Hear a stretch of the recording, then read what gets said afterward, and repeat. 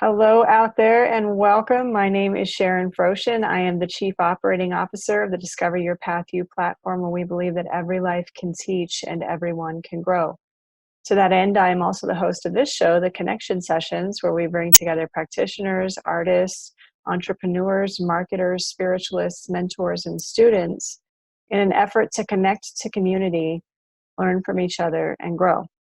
Today, I have with me a guest that I have always looked up to since the first time that I met him, a genuinely and deeply spiritual man who is on an absolute mission to bring the yogic lifestyle, especially here to the Western world where our communities are so severely lacking in that unity of thought and of practice. So, Nakula, if you wouldn't mind sharing with us a little bit of how you came to the yogic lifestyle and about why this is so passionate and important for you.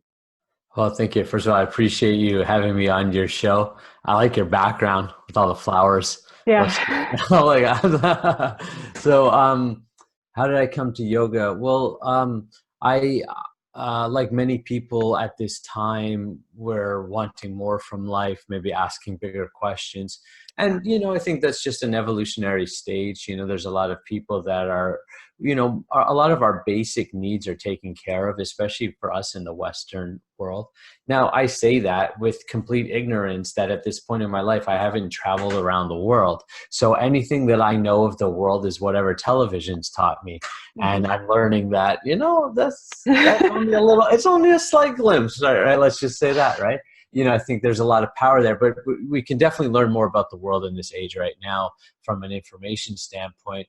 So, but my experience of life is growing up, in Canada, and I grew up like every other Canadian boy, doing sports, doing school, trying to do girls, doing drugs, whatever, all of this type of stuff. And it's just pretty regular, kind of like high school, that kind of life. And I say that because I didn't grow up in India and I didn't come from a yogic background or family or anything like this. But, I reached the point where I started asking bigger questions of life. Who am I? What am I? What am I going to do with my life? And for me, I wanted to do something meaningful. It was important for me that whatever I did, that I have to believe in it, or I have to find something that's like really meaningful.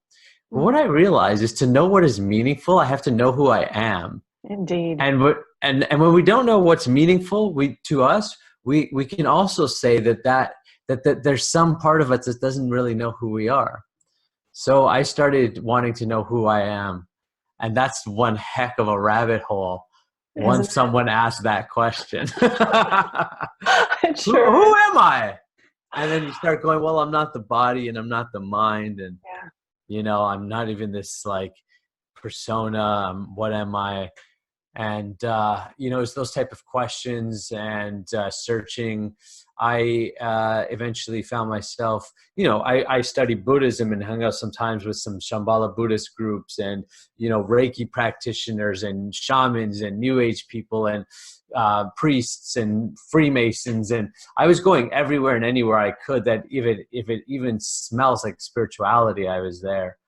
And I'm still somewhat like that, but I'm definitely more into just the yogic path, and not because I am against any other path, but eventually, you got to pick. If all rivers lead to the same ocean, I believe that. Yes. 100%, right? Like that's the reality. But you got to eventually pick a river. Indeed. If not, I don't think that you actually should get to the ocean. No. And that's, so therefore, to stay peaceful with each other and to stay reverent and in community, we have to see that there is unity at the depths of who we are, but there's diversity at the exteriors or material parts of who we are. Yes. And they're both very beautiful. But we have to remember the depths part. That's the part that we forget sometimes. So yeah, so through that I studied, and eventually I met some Hare Krishna monks on the street. At the time, I went to see the shaman. I had I don't even know what you call it. Definitely a spiritual experience, we'll say. and yoga unfolded for me as a vision. And then I started listening to the Maha Mantra online. I was very attracted to Krishna. Just Yes. something like I didn't even know who he was. I had no idea the path or anything, but I really was attracted by the mantra. And so I ended up reading the Bhagavad Gita. I thought this Wow. makes sense to me. And then I ended up in a Hare Krishna temple in Toronto, and I hung out there a lot. That's where I met Bhakti Marg Swami, who is now my guru, and I eventually took initiation into the order. And so what I'm doing is why I'm just really excited to share it is because of what it's done for me from a legit spiritual journey. So I think that there's a lot of things out there that are all leading people towards a path like this. Yes. A path like this, because it's the path of really like losing yourself. Yes, And indeed. and when I say self, I mean that false egoic self and all that stuff. But I don't know that we lose it, but as much as we begin to realize ourselves as souls, once we realize ourselves as souls, then naturally everything else, we see the soul in everything else. And then we see the exterior of that soul and can enjoy that from like a diversity standpoint. Like, wow, look at all these different ways of connecting with God. Look at all these different ways of bringing God into everyday life, your entertainment, your workplace, your family life. Sometimes people think the spiritual path is about renunciation. And real renunciation in the way that's taught in the Bhagavad Gita. And now why I mention the Bhagavad Gita is because it is the essence of the yoga teachings. Yes. So many people are practicing yoga, which is a beautiful thing. And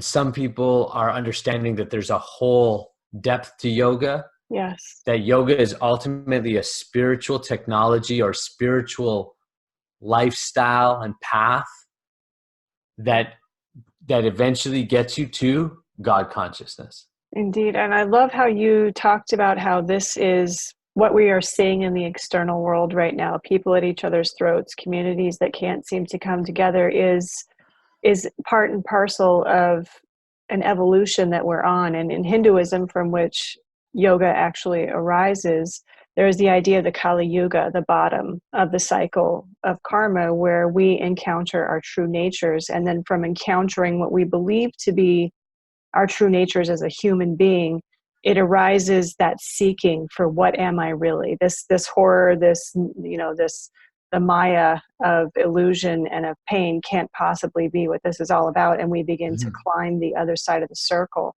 So how does practicing yoga help us in this evolutionary cycle that we're all on as a joint race right now? Because it's the human race, not black, white, yellow. It's us as human beings. How does yoga help us as human beings reunite as that race to continue in this evolutionary process? Well, we got to see yoga as a school.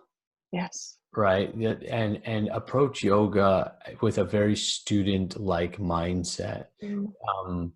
And when you approach, just by the very act of approaching anything with a student mindset, there's this natural like humbling that has to happen. You have to admit, oh, you know what, I don't know. And maybe I don't know all the answers. And, I don't know, maybe I did make a few mistakes, and I'm willing to take some instruction. Right?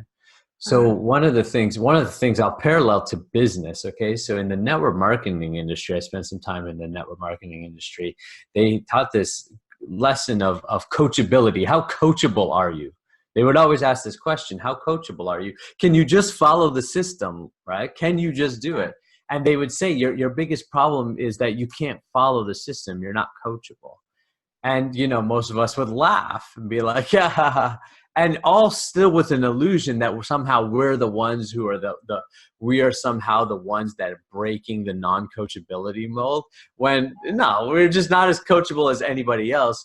And so the more I started to see within myself how hard-headed I am, Mm. how narrow-minded I actually am. I think I lived under and live probably still under an illusion that I'm so open until I meet something where I'm not open to it. And then I'm Yes. like, oh, damn. Right. So, and so the path of yoga opens us up. And as the more open you become, you open up yourself to everything, right? Everything becomes, you become just open to everything. So you become open to life. You're not an enemy to anything anymore. Mm. I'm really happy to have Ed Keating watching with us right now. He's actually the head of his own Freemason temple where he lives, and he's also the man who introduced me to Krishnamurti, who is somebody who I have really enjoyed studying and learning from. So shout out, Ed. Glad you're here, and I hope you really enjoy this subject, buddy. So I love how you are discussing yoga as a school, because in Western society, most of us tend to look at yoga as an exercise program that'll make our butts tight. So how can you share with the audience a little bit how yoga goes so much deeper than just the exercises that you do on a mat in a studio? Yes. So in the Bhagavad Gita, which again is the essence of yoga, right? It is the Krishna lays out what are the different types of yogas. So there's all kinds of different types of yogas. Everybody is actually a yogi at some level, because yoga means to unite, to unionize with somebody, right? Yeah. Or something, or to God. So most people have bounded themselves. They're doing yoga in a very karmic way. So Mm, we could talk about karma yoga being the yoga of action.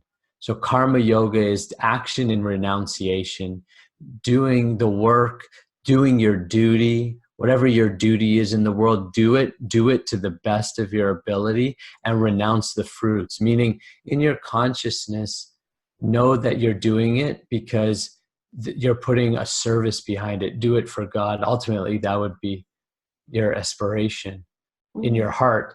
And it's a path of the heart. It's like the sincerity behind our work, yes. right? Can I be sincere behind my work? Or can we all acknowledge, unless you're a saint, unless you've hit designation saint, then then you can at least acknowledge be truthful and say, yeah, you know what, I have some selfish tendencies still within my work. And then start to look at those and see, what is it? Selfish tendencies is only coming from a place within you that you feel unfulfilled. So therefore you try to fulfill it with some outside gratification. Yes. And So oh, please go ahead. no, go ahead. Go ahead. Well, in the New Testament, the Apostle Paul talks about how the reason that the law was brought about was to prove to us that we couldn't keep the law. And in a very real extent, that is That's funny. part and parcel of why yoga exists as a system, is to give us the understanding that this self of the ego that we've identified, that we look at, that needs to be fixed and shaped and whatever, is actually an illusion. That we are indeed the experience, not the one that is standing back and experiencing. That it's all Krishna, it's all That's right. Yahweh, it's all Allah, That's right. it's all us. So how does this actual system that you're talking about in yoga, that gets us to stand back and look at, can I do this without selfish motives? How does that help us to identify the fact that the one who has the selfish motives isn't real? Okay, well, you transcend it. I try to tell people, don't get caught up in a philosophical debate or about it. Meaning this, like, okay, there's karma yoga, the yoga of action, we'll call that. Okay, Mhm. there is jnana yoga. Jnana is philosophical knowledge, Mm, right? Jnana yoga is like trying to figure out the supreme truth through mental speculation. It's mm. the longest path. I would imagine. Yeah, right. Because the mind is so like, whoa, like, no, but we like it. It gives us a little dopamine. And Yeah. there is definitely a place for good philosophical discussion and debate. There is that, but that's all in the world of jnana yoga. Then there is dhyana yoga. Dhyana means mechanical, using the mechanical body, pranayama, the asanas, right? Mm-hmm. Um, and then there's Bhakti Yoga. Bhakti Yoga is the yoga of the heart, love in action, Oh, devotional service. So in Bhakti Yoga, the goal is to transcend the modes of material nature. ah, So the purpose of spiritual path is to transcend or untangle your consciousness out of the material nature. yeah. That's the purpose of spirituality. This purpose of spirituality, that's the purpose of yoga. That's the Yes. purpose of all religions. It is, until they were weaponized against us as a society, indeed. Yeah, because what happens is there's power. There's a lot of, see, the more that you progress in the yogic system or any system, you become powerful, Yes, right? indeed. And then now you're like, now you have a gun. Now, how do you use that gun? That's why bhakti yoga is so important. We've seen great mystics, great powerful people come in the world, great teachers, and then have some hiccups along the ways, right? Yes. Because they're still human. At some level, there's their human aspects playing into them still. So they haven't transcended. The reason why Jesus Christ is so revered is because he, as far as what we could see, is like, he knows no sin. Yes, He's he's like transcendent. so pure, right? Every intention, every movement, he's only sending a loving vibration out from himself. Yes.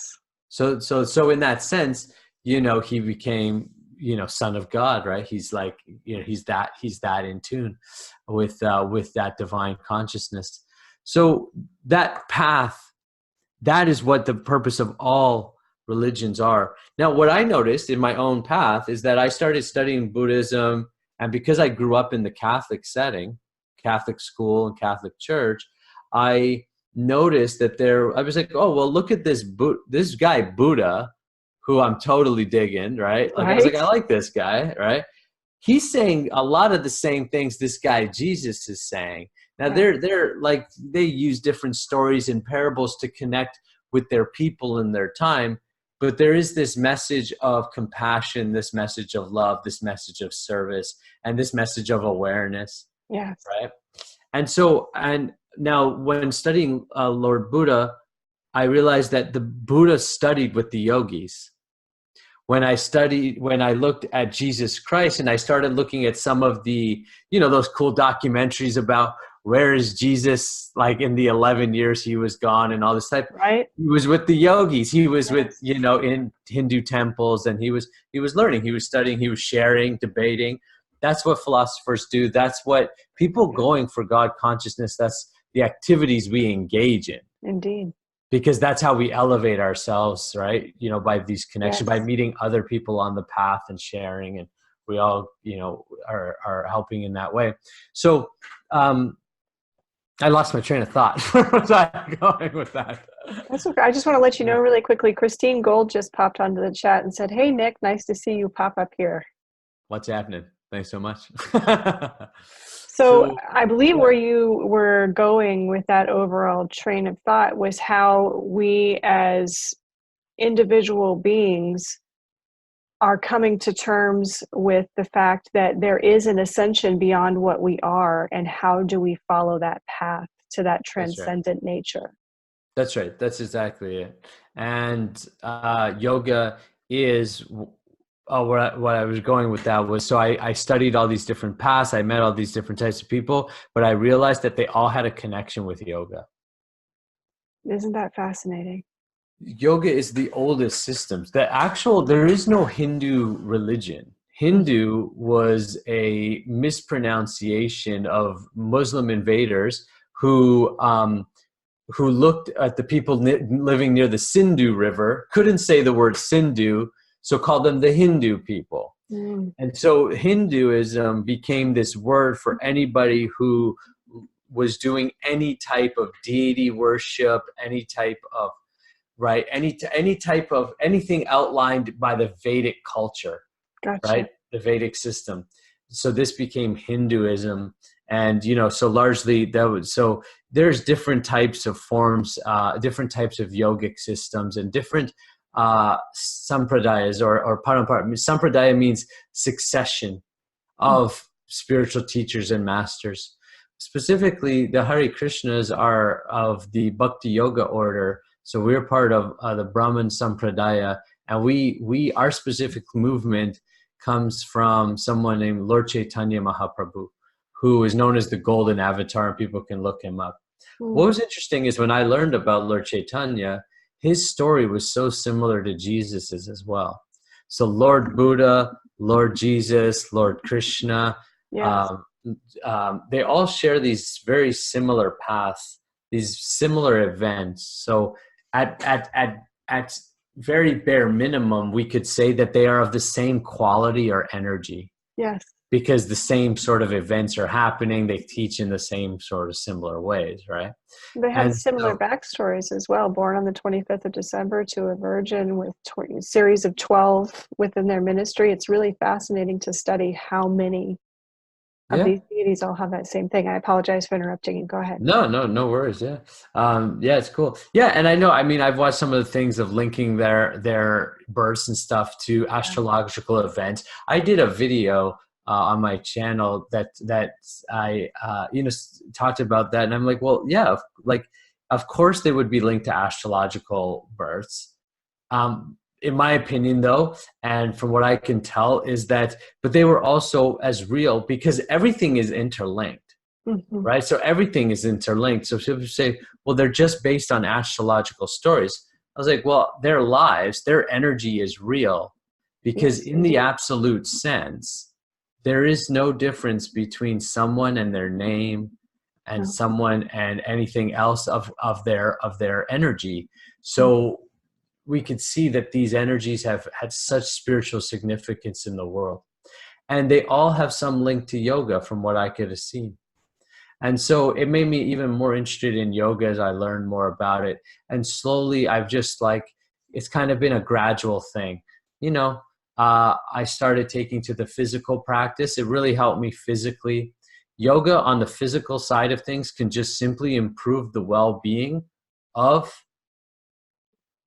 where we're at completely on a physical level. We could take all spirituality and use the physical yoga practice to truly transform the well-being, mental health, and physical health for the majority of people.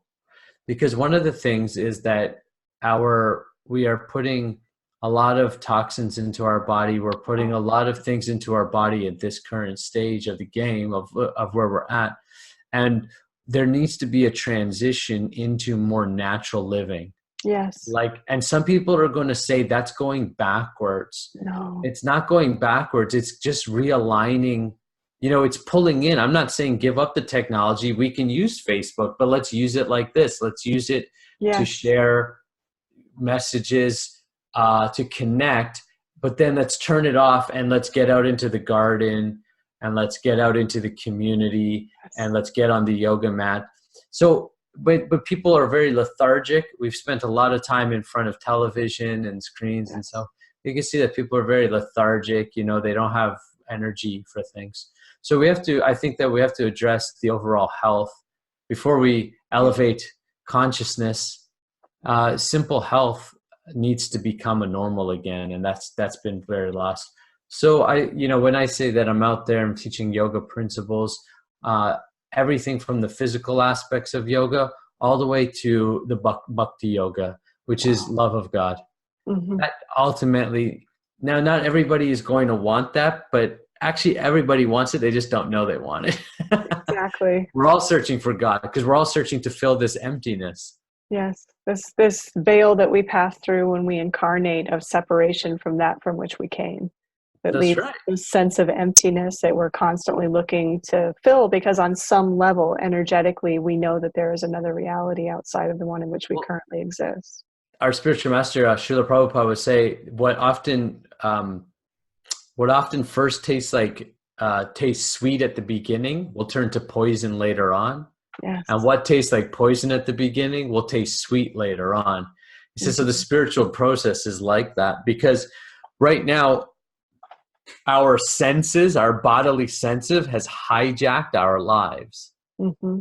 We live in very highly over sense gratification society. Mm. Screens just constantly flickering at us. Yes, We're highly distracted in our lives. You indeed. can see that people feel alone when they're at home because there's always a screen on, there's always something on. And so there's very much disconnection right in the family core. And so that's where we need to look at is the rebuilding of family life. The Indeed. enemy to the current structure is family life. Yes.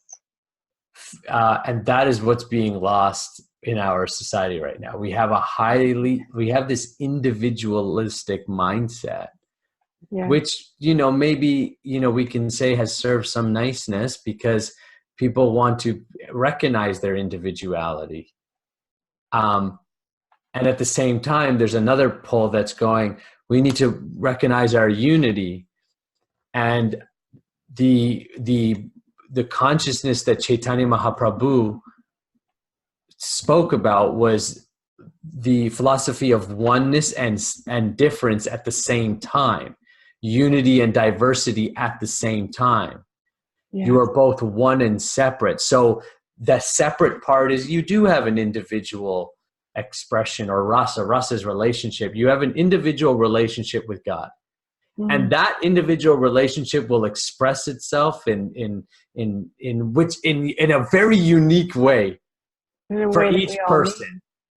But that's right. But nature doesn't provide anything that doesn't, like, nature's not just creating whimsically, It's not like, let's just toss a butterfly over there, a couple humans over there, stars up here, a couple stars up there, and let's see, like, it's all standing back with a paintbrush. That's right. Yeah. Right. Like, you can see it's all mathematically, like, sound, and it's so beyond my non-intellectual mind. The preciseness of the physical material energy and how it's manifested, and we're part of that whole system. We are. So the yoga journey, like every journey, is a journey inward. And it's a journey that the further you go inward, naturally you're going to recognize that I am connected to everything, but I am also an individual. So therefore I still have individual responsibility. Yes. I can't just, play the blame game. There is a power that I have. Yes. And it's for me to exercise that power. And for most people, the request that I'm making is put it back into your family life. Oh, I love that. Repair your families, hang out with your families, like, find the love back in family life. And naturally the televisions will start to go off. Yes. Naturally the garden might start to grow because you'll be like, hey, let's spend some time outside, because it's natural to be in that kind of setting in a loving way. It is unnatural to be in that setting and have friction and detachment. You are correct. Thank you so much for being with me here today, Nick. Our time, unfortunately, is up. I want to recognize all of our viewers, Ed, Sonia, Christine. Thank you for being here. And if you come by and catch us after we're no longer live, drop us a hashtag replay. Let us know that you saw us. All of Nakula's contact information is here in this live. If you like what you heard, get a hold of him. Start up a conversation, learn more about yoga, and start to, as he said, direct this way of life in towards the family so that we as a society together can rise. So again, thank you, Nick, so much for being with me here today. I so appreciate it. And as always, you guys know I love you. We'll see you later tomorrow, same place, same time. Bye, guys.